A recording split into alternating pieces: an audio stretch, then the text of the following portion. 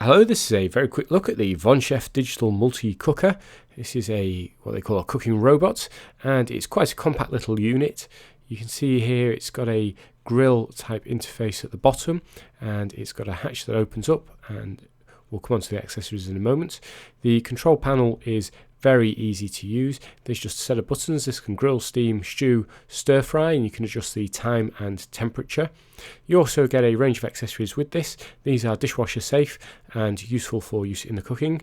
As well as those, you get a stirring arm that actually gets used within the unit itself. And you also get a wire rack, which is used when steaming foods. There's a 6-litre removable metal bowl, and this is non-stick as well, and this can be used for all sorts of different modes. So I've been trying this on a few different modes, the grill one being the one that you'll probably want to use most often. This operates the same way as a grill normally would, except rather than heating from above, it heats from underneath. You simply pop your food in, set the desired time and temperature, press the start button, and away it goes.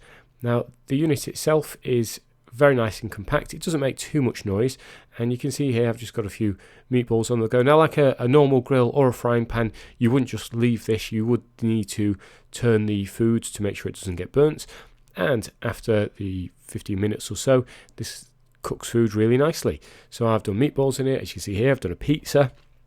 So again, after 15 minutes or so, the pizza was nice and bubbling and was easily as good as if I'd used my main oven. So I was pretty impressed at this point.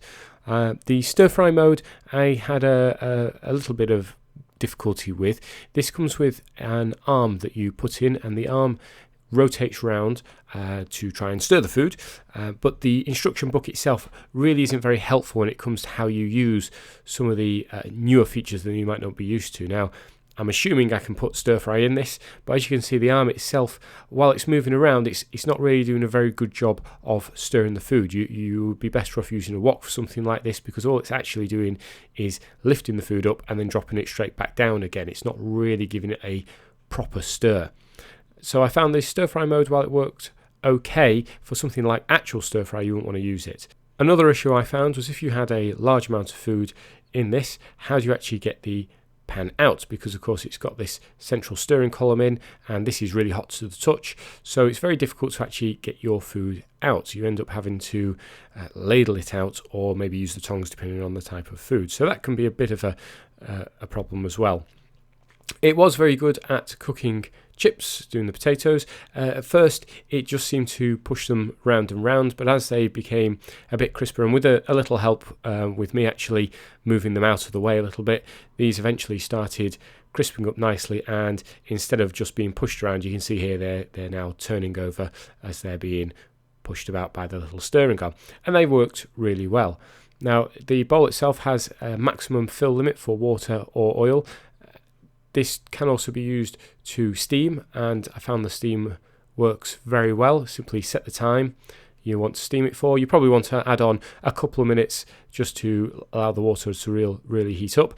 And you can see here, very steamy, not really too much to show you, but if I just lift the lid, you can see it's full of steam, and that was cooking the broccoli really well. And that's using the wire grill rack as well. However, there was a bit of a problem in that water droplets were forming and actually dripping out of the unit. This was on both the left side and the right side. The lid, as you can see, is down, but that did leave quite the mess to clean up after I'd finished cooking. So a bit disappointing on that front. Now, I haven't tried the stew mode itself, but I'm sure it works just as well as the other modes. And overall, I do quite like this. I think the instruction manual really could do with a bit more work to help understand how you make use of this. You know, you get that you have to lift it up and what you can put in, but it doesn't really explain how to cook certain foods, or how to use the stirring arm, or what you should or shouldn't be doing. And I think that's a real letdown, which really might help you experiment a bit with this to try some new things as well. But if you are looking for a compact cooking machine that offers a range of features, this could well be the one for you. I hope you found this short review useful. Thanks for watching.